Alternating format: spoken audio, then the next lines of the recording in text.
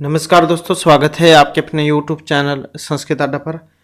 दोस्तों, आज की जो वीडियो इसमें हम करने वाले हैं आपके संस्कृत के कॉम्पिटिटिव एग्जाम के लिए महत्वपूर्ण क्वेश्चन, जो आपके सभी एग्जामों के लिए महत्वपूर्ण रहने वाले हैं, चाहे इसमें आपका कोई सा भी संस्कृत वाला एग्जाम हो।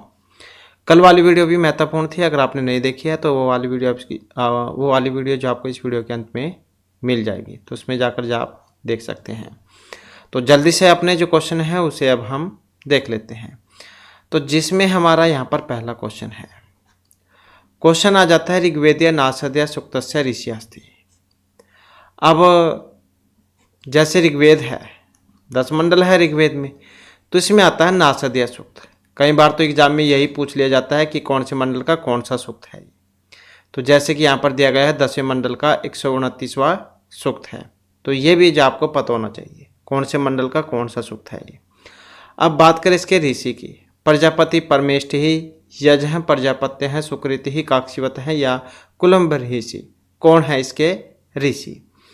तो ऋषि की बात करें तो यहाँ पर रहेगा ऑप्शन ए हमारा, कौन है, प्रजापति परमेष्ठ ही, 10वें मंडल का 129वां सूक्त है ये। देवता इसके परमात्मा है। और छंद कौन सा है इसमें, छंद की बात करें तो त्रिष्टुप जो है इसमें छंद है।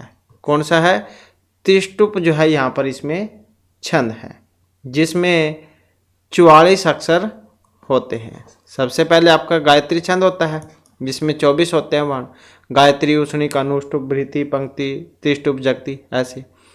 तो त्रिष्टुप में 44 होते हैं। मंत्र कितने हैं इसमें, तो मंत्रों की संख्या कितनी है, 7। तो मंत्रों की संख्या इसमें 7 है। नेक्स्ट है हमारा क्वेश्चन अथर्ववेद से। अथर्ववेदस्य पृथ्वी सूक्ते कति मंत्राः सन्ति।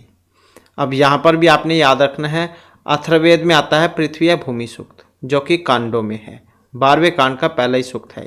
तो ये संख्या भी आपने याद रखनी है। अथर्वा जो ऋषि थे उनके नाम पर इसका नाम पड़ा था अथर्ववेद। देवता वही होते हैं जिसके ऊपर सूक्त है, तो जैसे पृथ्वी है तो यही हो जाएगी। मंत्र कितने, मतलब मंत्रों की संख्या बहुत ज़्यादा है इसमें, तो 63 है इसमें।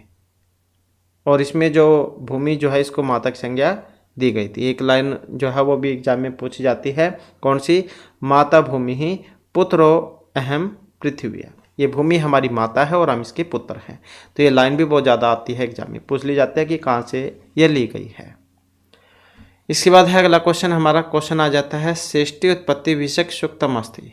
कौन सा सृष्टि उत्पत्ति विषयक सूक्त, पुरुष, अग्नि, इंद्र या वाक सूक्त। तो इनकी संख्या भी आपने याद रखनी है। जैसे कि पुरुष सूक्त ऋग्वेद के 10वें मंडल का 90वां सूक्त है, इंद्र सूक्त दूसरे मंडल का 12वां सूक्त है। सबसे ज़्यादा सूक्तों में इन्हीं की स्तुति हुई थी 250 में। इसके बाद फिर अग्नि का स्थान था 1.1, ऋग्वेद के पहले मंडल का पहले सूक्त अग्नि सूक्त, इनकी 200 सूक्तों में हुई थी स्तुति। फिर वाक सूक्त है 10वें मंडल का 125वां सूक्त है। तो ये जो संख्या है वो भी आपने याद रखनी है कि कौन से सूक्त का कौन सा संख्या है, ऋग्वेद के किस मंडल से ये लिया गया है। तो बात करें इसके सृष्टि उत्पत्ति के विशेष सूक्त कौन सा है, तो ये पुरुष सूक्त हो जाएगा। ऋग्वेद के 10वें मंडल का 90वां सूक्त है। देवता वही होते हैं जिसके ऊपर सूक्त है, जैसे पुरुष है तो यही है। और इसके ऋषि कौन है, ऋषि है नारायण, ये वाले। तो ये इसके ऋषि है। छंद कौन सा था इसमें, तो छंद की बात करें तो जो है इसमें अनुष्टुप जो छंद है उसका प्रयोग यहाँ पर इसमें हुआ था। तो कौन सा है, अनुष्टुप या इसमें छंद है। अनुष्टुप भी है और साथ में जो त्रिष्टुप है वो वाला भी है इसमें। मंत्र कितने थे इसमें, मंत्रों की संख्या थी इसमें 16। नेक्स्ट क्वेश्चन है हमारा सुनैसेप इति आख्यानम कस्मिन् ग्रंथे प्राप्यते। किसमें है सुनैसेप आख्यान, कौशिकी ब्राह्मण में, ऐतरेय ब्राह्मण में, संविधान ब्राह्मण में या ऐतरेय अरण्यक ग्रंथ में। तो सुनैसेप ये किसमें हमें प्राप्त होता है, तो ऋग्वेद में मुख्य रूप से 2 ब्राह्मण हमें प्राप्त होते हैं, ऐतरेय और शाखायन। तो ये ऋग्वेद में है 2 ब्राह्मण, ऐतरेय और शाखायन। तो इसमें से सुनैसेप आख्यान जो है वो ऐतरेय ब्राह्मण में हमें प्राप्त होता है। किसमें, ऐतरेय ब्राह्मण में। कहाँ पर है ये, ऋग्वेद में है। तो राजा जो हरिश्चंद्र हुए हैं उनके बारे में उल्लेख हुआ था इसमें। और इसमें वाक्य भी आता है एक चरवैती चरवैती वो वाला, तो वो इसी में ही है। तो सुने सेब का संबंध हो जाएगा ऐतरेय ब्राह्मण से, ऐतरेय ब्राह्मण का संबंध हो जाएगा ऋग्वेद से। नेक्स्ट आ जाता है हमारा क्वेश्चन, महर्षि दैनंदेन कस्य वेदस्य भाष्यम कृतम। अब ये पेपलाद, शौनक, काण्डव या वाजसनेयी, पहले जो अथर्ववेद जो था उसमें 9 शाखाएं थी और इस समय सिर्फ 2 ही हैं, पिपलाद और शौनक शाखा। पिपलाद और शौनक शाखा ये 2 ही है इस समय अथर्ववेद में। पहले तो बहुत ज़्यादा थी, तो इस समय 2 ही हैं।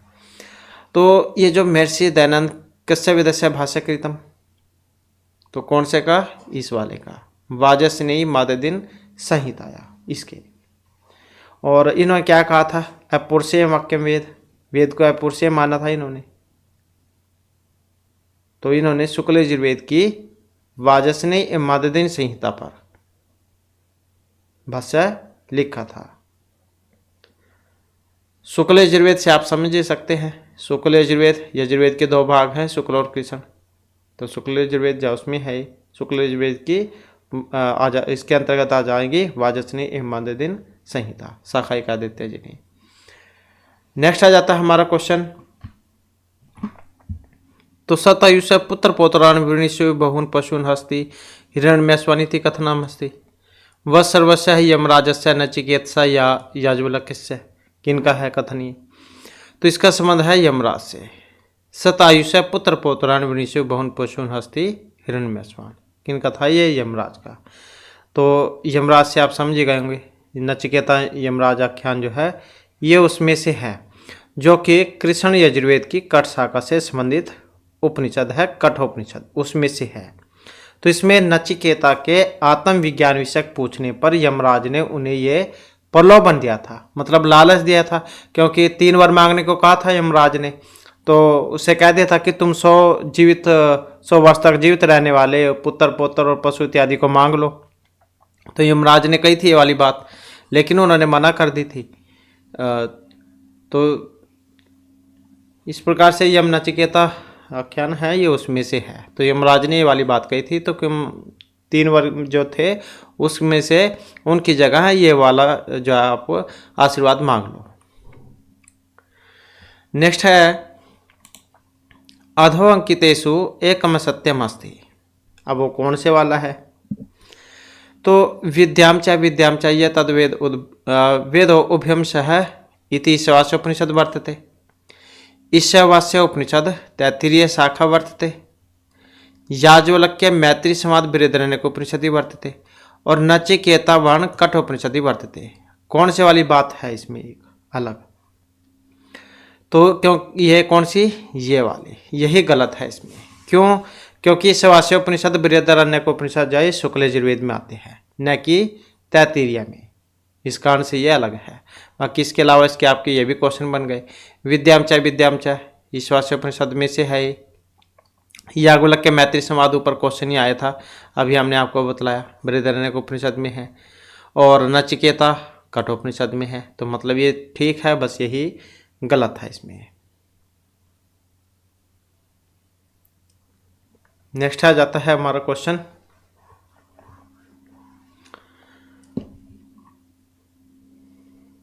शिक्षावल्ली। शिक्षावल्ली कठोपनिषद वर्तते। शिक्षावल्याम गुरु संबंधित व्यवहार निरूपित है। अन्य हो कथन विषय उचितम युगम चिनुत। शिक्षावल्ली कठोपनिषद में है और शिक्षावल्ली में गुरु से संबंधित जो व्यवहार है वो बतलाया गया है। कौन से वाली बात आपको इसमें गलत या ठीक लग रही है? तो कौन से वाली? ये वाली का इसमें गलत है, ख वाला सही है। शिक्षावल्ली का जो संबंध है वो कृष्ण यजुर्वेद की जो ये तैत्तिरीय उपनिषद है उसमें से संबंधित है, तो कठोपनिषद से नहीं है। किसमें से था ये शिक्षावल्ली का संबंध? कृष्ण यजुर्वेदीय तैत्तिरीय उपनिषद से, तो न कि कठोपनिषद से। 3 वालियाँ है इसमें, शिक्षावल्ली, ब्रह्मानंदवल्ली और भृगुवल्ली। तो शिक्षावल्ली में गुरु संबंधित व्यवहार को दिखाया गया है। 12 अनुवाक थे इसमें। कितने? 12 अनुवाक थे इसमें। तो इस कारण से गलत हो गया। शिक्षावल्ली का संबंध हो जाएगा कृष्ण यजुर्वेदीय तैत्तिरीय उपनिषद से। इसके बाद है उत्तिष्ठ। जागृत प्राप्य व्रात निबोध्यत इति उदाहरणं कुत्र वर्तते? केन, कठ, तैत्तिरीय या बृहदारण्यक उपनिषद। तो किस में से है ये वाला भी? महत्वपूर्ण है, बहुत बार आता भी है एग्जाम में। उठो जागो और अपने जो भी आपने लक्ष्य है उसको आप प्राप्त करो, मतलब उठो जागो और कर्म के लिए तैयार हो जाओ। तो ये वाला वाक्य था, कहाँ से लिया गया है ये वाला? तो ये लिया गया है कठोपनिषद में से। वेरी वेरी इंपॉर्टेंट है, ऐसे ऐसे बहुत आते हैं एग्जाम में, बहुत बार पूछे भी गए हैं। तो ये कठोपनिषद जो उसमें से है। कठोपनिषद से आप समझे गए होंगे, कृष्ण यजुर्वेद में आता है ये वाला। तो यहाँ पर जागने का जो मतलब है वो ज्ञान से बाहर आने के लिए संकेत हुआ है। और जैसे कि ये तो चलो इसको हो गया कठोपनिषद का, उत्तिष्ठ जागृत प्राप्य व्रात निबोध्यत ये वाला। अब इनमें अलग अलग भी हैं सारों में, जैसे कि इसी का लगा लो तैत्तिरीय उपनिषद का। तो तैत्तिरीय उपनिषद जो इसमें आ जाता है अतिथि देवो भव, ये वाला तो आ जाएगा इसमें तैत्तिरीय उपनिषद में। और ये जैसे केनोपनिषद है, इसमें आ जाएगा न तत्र चक्षुः गच्छति, ये वाला न तत्र चक्षुः गच्छति, तो ये केनोपनिषद में है। और ये बृहदारण्यक उपनिषद इसमें भी आता है, इसमें है ओम पूर्णमदः पूर्णम इदम, ये वाला ओम पूर्णमदः पूर्णम इदम, ये वाला जो है ये इसमें है। और उत्तिष्ठ जागृत प्राप्य व्रात निबोध्यत ये वाला कठोपनिषद में है। नेक्स्ट आ जाता है हमारा क्वेश्चन, अधो लिखित नाम केन स कस्य संबंध है इति समचीन तालिकाम चिनुत। किसका किसके साथ संबंध है, तो वही जो बतलाना है। तो माँ गृध है कस्यस्वी ध्वनम उपमाया उपदेश अत शिक्षाम व्याख्याम है आत्मा व अरे द्रष्टव्य मंतव्य श्रोतव्य निध्यासितव्य। मतलब ये कौन सा जो है कहाँ से लिया गया है, वेरी वेरी इंपॉर्टेंट है, क्योंकि 4 ही क्वेश्चन बन जाएंगे यहाँ से आपके अलग अलग भी। अब जैसे इसी का लगा लो माँ गृध है कस्यस्वी ध्वनम, तो मंत्र जो था उसके अंदर से लाइन है, कौन से के? इस वाले के, इस वास्य उपनिषद। तो इस उपनिषद जो है इसमें से है। अब 1 का 3 में देख लो कौन सा है, ये वाला है, तो मतलब यही से आंसर होगा। उपमाया उपदेश किस में था? उपमाया उपदेश था इस वाले में, केन उपनिषद में। और अथ शिक्षाम व्याख्यासाम है ये वाला, तो ये वाला फिर इसमें था तैत्तिरीय उपनिषद में। और आत्मा व अरे द्रष्टव्य श्रोतव्य मंतव्य निध्यासितव्य ये वाला, तो ये था बृहदारण्यक उपनिषद में। तो वेरी वेरी इंपॉर्टेंट है, अलग अलग भी आ जाते हैं कई बार एग्जाम में। इसके बाद है षड वेदांगेषु किम न गण्यते। 6 होते हैं वेद के अंग, कौन कौन से? शिक्षा, कल्प, व्याकरण, निरुक्त, ज्योतिष, छंद। तो 6 जो वेद के अंग है उसमें नहीं गिना जाता है, निरुक्त, छंद, कल्प या मीमांसा। तो जो कि ऑप्शन सी में है, मीमांसा नहीं आएगा क्योंकि शिक्षा, कल्प, व्याकरण, निरुक्त, ज्योतिष, छंद ऐसे 6 थे, तो ये इसमें नहीं है। इसके बाद है यास्क मते पदनाम प्रकारा कति भवन्ति। 4 है पंचड़ या 2। तो आचार्य यास्क के अनुसार पदों के प्रकार होते हैं। तो कितने हैं? तो यास्क ने पदों के 4 प्रकार बतलाए थे। कौन कौन से थे? मतलब कौन से थे? 4 थे। एक तो था जो सत्व प्रधानी नामानी, ये वाला, मतलब नाम, आख्यात, उपसर्ग, निपात, ये वाले थे। तो नाम, आख्यात, उपसर्ग, निपात ये वाले थे पद 4 प्रकार के। पद जो 4 थे। नाम क्या था? सत्व प्रधानानि नामानि। हो सकता है एग्जाम में पूछ ले जाए सत्व प्रधानानि नामानि, तो ये कौन से पद का है? तो नाम का है। इसी प्रकार से आख्यात है, भाव प्रधानम आख्यातम, तो इसका भी आ जाता है भाव प्रधानम क्या है? आख्यात है। इसी प्रकार से उपसर्ग के बारे में भी आ जाता है, न निर्बद्ध उपसर्ग अर्थ निरअहुति साक्टायन है ऐसे। और इसी प्रकार से निपात का है, उच्चावचेषु स्वर्थेषु निपतन्ति इति निपात है। इसके बाद है षड भाव विकारेषु कथमन नास्ति। 6 भाव विकार होते हैं, अब एक नहीं है उसमें, कौन सा? तो आचार्य यास्क जौन के द्वारा रचित है निरुक्त। तो इसमें वार्ष्णेय ऋषि ने क्रिया के 6 जो भाव विकार हैं उनके बारे में बतलाया था। तो कितने होते हैं? ये 6 भाव विकार, मतलब 6 भी भाव विकार होते हैं, आचार्य यास्क के निरुक्त में है ही। तो उसमें एक नहीं था, वो कौन सा था? और वो 6 कौन कौन से थे? तो जायते, अस्ति, विपरिणमते, वर्धते, अपक्षयते, विनश्यति। तो ये 6 थे, जायते, अस्ति, एक तो यही दिया गया है, जायते, अस्ति, विपृण्मते, वर्धते, अपक्षीयते, विनश्यति। तो इस प्रकार से थे। तो इसमें जो है ये नहीं था। अब इसमें देखें तो जायते, अस्ति, विपृण्मते, वर्धते, अपक्षीयते, ये वाला भी नहीं है इसमें तो फिर, और ये भी नहीं है। तो जायते, अस्ति और विपृण्मते, विपृण्मते और वर्धते तो हो ही गया, वर्धते, एक अपक्षीयते, अपक्षीयते और एक हो जाएगा विनश्यति। बस इसके आगे वी लगा लो, विनश्यति वाला। तो ऐसे जा 6 थे, जायते, अस्ति, विपृण्मते, वर्धते, अपक्षीयते, विनश्यति, 6 भाविकार। तो इसमें जाइए नहीं आएगा। अब ना तो इसमें समर्थी है और नश्यति का अगर नश्यति लगा लो, चलो अगर इसके आगे वी भी लगा लें हम या ऐसे भी लगा लें तो समर्थी जो इसमें नहीं आएगा।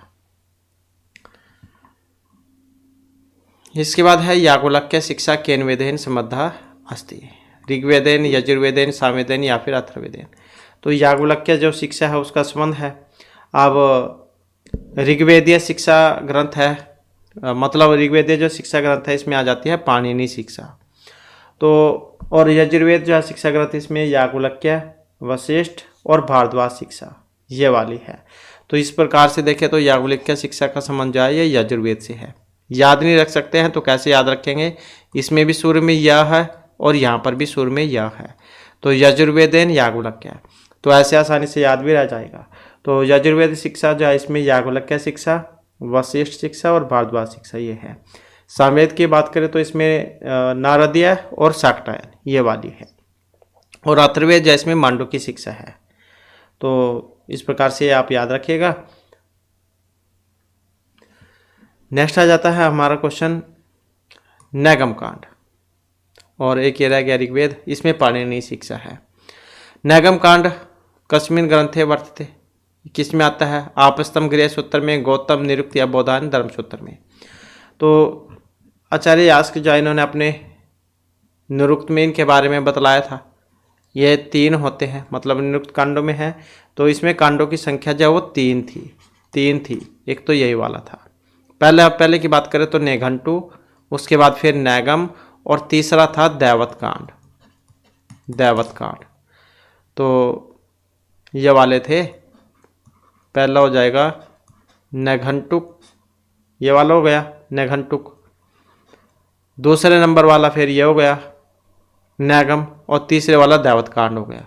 तो ऐसे 3 हैं। तो 3 तो कांड हो गए इसमें, और कितने हैं? 12 अध्याय हैं इसमें। और इसकी बात करें तो आपस्तम गृह सूत्र किस में है? तो आपस्तम जो गृह सूत्र है ये यजुर्वेद में है, ये यजुर्वेद में है। और गौतम सूत्र ये अगर देखें तो ये सामवेद में है। नेक्स्ट आ जाता है हमारा क्वेश्चन सिद्धे शब्दार्थ संबंधे इति भाष्य वार्तिके नित्य पर्यायवाची सिद्ध शब्द एवं उत्पत्ति ही न तव संदिग्ध है। नित्य शब्द है तत्तर का हेतु हो।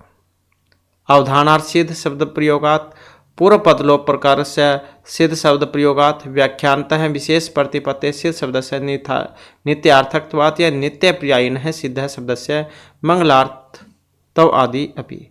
मतलब कौन सा है यहाँ पर नित्य है? तो नित्य का जो इसमें अगर हम संबंध देखते हैं तो ऑप्शन डी से लिया गया है इस वाले से। नित्य पर्यायीन है सिद्ध शब्द से मंगलार्थो त्वादपि, ये वाला। तो महर्षि जो ये पतंजलि मुनि जो इनका है महाभाष्य, तो इसमें सिद्धि शब्दार्थ संबंध इसके बारे में बतलाया गया था। मतलब इनके भाष्यकार कहा गया है नहीं सिद्धे शब्दार्थ संबंध की। तो इसमें कहा गया था कि शब्द और उनके अर्थ के परस्पर संबंध के सिद्ध रहने पर नित्य रूपार्थ पर्याय से सिद्ध शब्द वाचक है। तो ये नित्य पर्यायना सिद्ध शब्द जो है ये मंगल रूप प्रयोजन के लिए है। तो मंगलार्थ त्वादपि मतलब मंगल के प्रयोजन के लिए है। इसके बाद है वृत्ति समवाय अर्थ है वर्ण नाम उपदेश है। इत्यत्र समवाय शब्द से अर्थ है नित्य समूह वर्ण नाम अनुपूर्वेण सन्निवेश या वृत्ति नियामक संबंध। तो वृत्ति समवाय अर्थ वर्ण नाम उपदेश इसका संबंध किससे है? तो वृत्ति के लिए समवाय या फिर जिसका फल वृत्ति है वह समवाय, या फिर जिसका प्रयोजन वृत्ति है वह समवाय वृत्ति समवाय है। तो इसमें समवाय शब्द जो था इसका मतलब था कि वर्णों को किसी विशेष क्रम में रखना, और वृत्ति शब्द का अर्थ शास्त्र की प्रवृत्ति है। तो इस प्रकार से देखें तो यहाँ पर इसका संबंध किससे हो जाएगा? वर्ण नाम अनुपूर्वेण सन्निवेश है। तो वृत्ति समवाय वर्ण नाम उपदेश है। तो समवाय शब्द का अर्थ क्या है? वर्ण नाम अनुपूर्वेण सन्निवेश है। नेक्स्ट आ जाता है अधोलिखित प्रयोगेषु ईण सीध्वम लुंग लिट्टाम घो अंगात इति भुआदिगणेश उत्तर उदाहरण किमस्ति। भुआदिगण जो है भू धातु वाला भवती भवता बनते वो भुआदिगण की है, और भी बहुत सारे रूप हैं इसमें, धातुएं आती हैं। तो ये जो सूत्र है ये करता क्या है? तो ये क्या करेगा? यह जो है तिगंत मतलब आत्मनेपदम, क्योंकि तिगंत धातु होती हैं, सुबंत रूप हो गए। आत्मनेपद एध धातु के लिट लकार मध्यम पुरुष एकवचन जो है इसमें एधान चक्री ढ्वे जो रूप बनता है। तो इसमें ईशांत अंग से परे सीधम लुंग और लिट के धा को ढ कर देगा।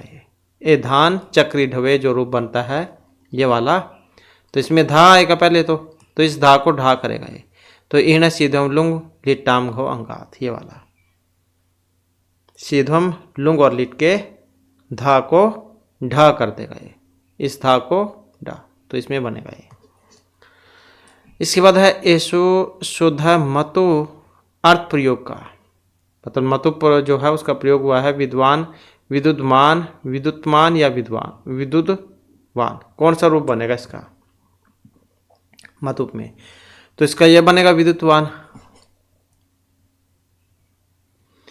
इसके बाद है वास्तव्य, वस धातु है रहने में, तव्यत प्रत्यय किस अर्थ में है? कर्तरी कर्म भाव या स्वार्थ में, वास्तव्य में। तो इसमें जो है वस धातु में तव्यत तव्य अन्यर एक सूत्र आता है, तव्यत तव्यत अन्यर ये वाला। तो तव्यत प्रत्यय होकर वास्तव्य रूप बनता है, और तव्यत प्रत्यय जो है वो कर्तार्थ में होगा, कर्तार्थ में होगा, और प्रयोग इसका धातु में होता है, तो कर्तरी अर्थ में हो जाएगा। इसके बाद है निम्नलिखितेषु शब्देषु अर्थ संकोचस्य उदाहरणं किमस्ति। अर्थ संकोच का उदाहरण है इसमें एक। अब कौन सा है जो अर्थ संकोच का उदाहरण है? सिंह, वृक, मृग या कुशल। अर्थ संकोच अर्थ परिवर्तन जो है उसके 3 कारण हैं। कौन कौन से? अर्थ विस्तार, अर्थ आदेश, अर्थ संकोच, ये वाला जो है। तो 3 होते हैं अर्थ परिवर्तन के कारण, अर्थ विस्तार, अर्थ आदेश, अर्थ संकोच, ये वाले। तो जैसे अर्थ संकोच है, अर्थ संकोच का तो उदाहरण हो गया ये वाला मृग है। अर्थ विस्तार का कौन सा हो गया?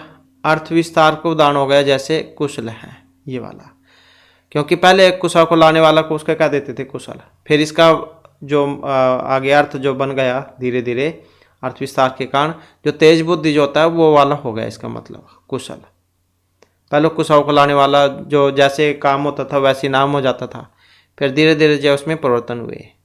तो अर्थ विस्तार का उदाहरण है ये वाला कुशल। और अर्थ आदेश का उदाहरण कौन सा है? असुर है, देवा नाम प्रिय है, ये वाला। तो अर्थ संकोच का उदाहरण कौन सा है इसमें? ये वाला। तो अर्थ संकोच का उदाहरण मृग हो गया, और अर्थ विस्तार का उदाहरण कुशल हो गया, और अर्थ आदेश का उदाहरण हो गया असुर। पहले असुर किसको कहते थे? असुर कहते थे जो देवता जो थे उनको, उनके लिए आता था प्रयोग में। फिर धीरे धीरे परिवर्तन हुआ, फिर राक्षस जो थे उनके लिए इसका प्रयोग होने लगा असुर। तो ऐसे हैं। तो इस प्रकार से अर्थ परिवर्तन 3 प्रकार के होते हैं: अर्थ विस्तार, अर्थ आदेश, अर्थ संकोच। इसके बाद आ जाता है ध्वनि महाप्राण नास्ति। अब ये यतन जो है दो प्रकार के होते हैं, अभ्यंतर और बाह्य। अभ्यंतर 5, बाह्य 11 हैं। तो ये बाह्य जो उसमें आता है। अब कौन सा है महाप्राण? एक होते हैं अलप प्राण। अलप प्राण मान लो कि जैसे आपको बोलने में जिस वर्ण को कम समय लगेगा, तो इसमें पहला तीसरा पांचवा वर्ण आएगा, आप बोल के देख सकते हैं, क गंगा ऐसे। और जो महाप्राण होता है उसमें दूसरा और चौथा आता है, इसमें इससे ज़्यादा समय लगता है बोलने में। तो इसको आसानी से आप इस प्रकार से याद रख सकते हैं। तो इस प्रकार से अगर हम देखें तो द्वितीय चतुर्थ वर्ण, सल जो वर्ण है वो इसमें आ जाएंगे, द्वितीय चतुर्थ और जो सल वर्ण है। अब सल क्या, जो उसम वर्ण होते हैं वे वाले, स हा वे वाले। तो इस प्रकार से कौन सा आ जाएगा इसमें? ये वाला। तो नहीं में पूछा गया था। इसके बाद है ऐश्वर्यम कस्य लक्षण भवति। रजोगुण, तमोगुण, सत्व या पुरुष का, किसका है ऐश्वर्य लक्षण? तो इसका संबंध ऑप्शन बी से है, सत्व गुण से। अब संख्या दर्शन जो था, इसमें प्रकृति की व्याख्या उसके 3 गुणों से की जाती है, जो न केवल प्रकृति में बल्कि प्रकृति जन्य समस्त वस्तु में उपस्थित होती है। 3 गुण कौन कौन से होते हैं? सत्व, रज और तमोगुण वे वाले। तो ऐश्वर्य किसका लक्षण है? सत्व गुण का। हल्का होता है इसलिए ऊपर की ओर गमन करने वाला इसको माना गया है, और सुख देने वाला भी होता है। वेदांत अनुसार तितिक्षाया किम लक्षण? वीता नाम कर्मणा विधिनि प्रत्याग मोक्ष इच्छा शीतोषण द्वंद्व सहिष्णुता जन्म मरण बंधात मुक्ति ही। क्या है वेदांत या उसके अनुसार तितिक्षा?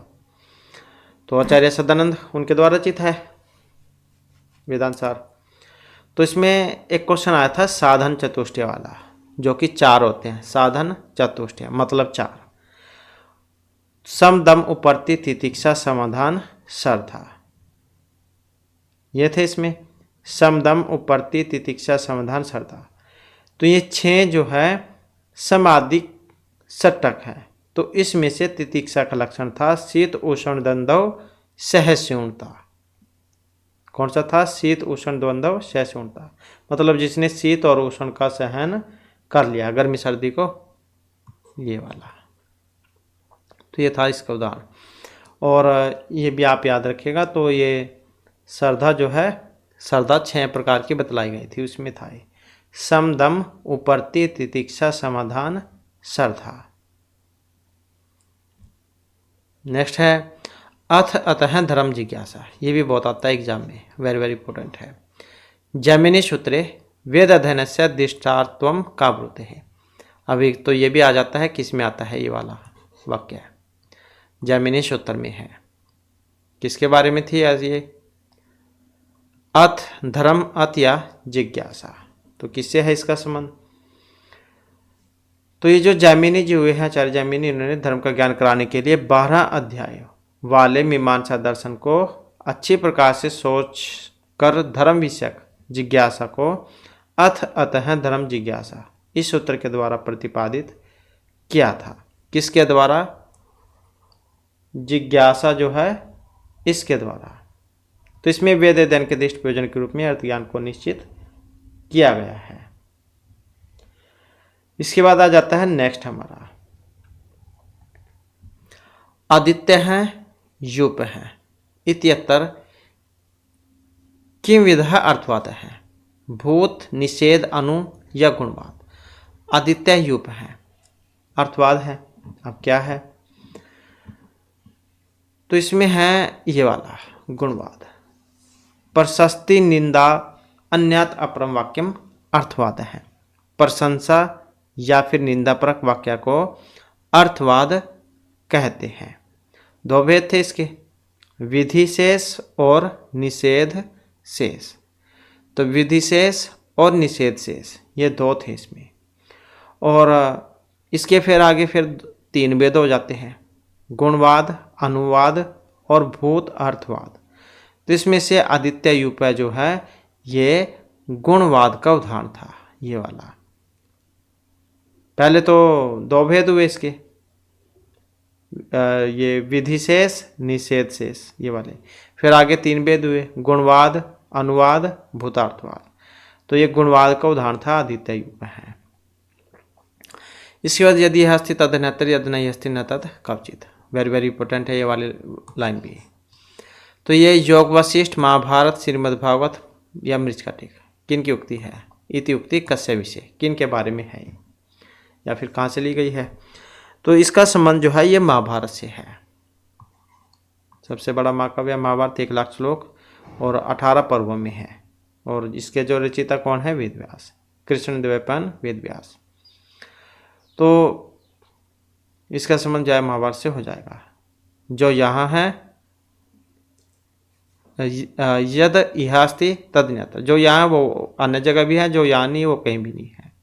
तो इस प्रकार का वाक्य था ये महाभारत में। इसके बाद है श्रीमद्भागवत गीता महाभारतस्य कस्मिन् पर्वणि वर्तते। 18 पर्वों में है, जैसे कि अभी हमने आपको बतलाई। कौन कौन से पर्व हैं इसमें?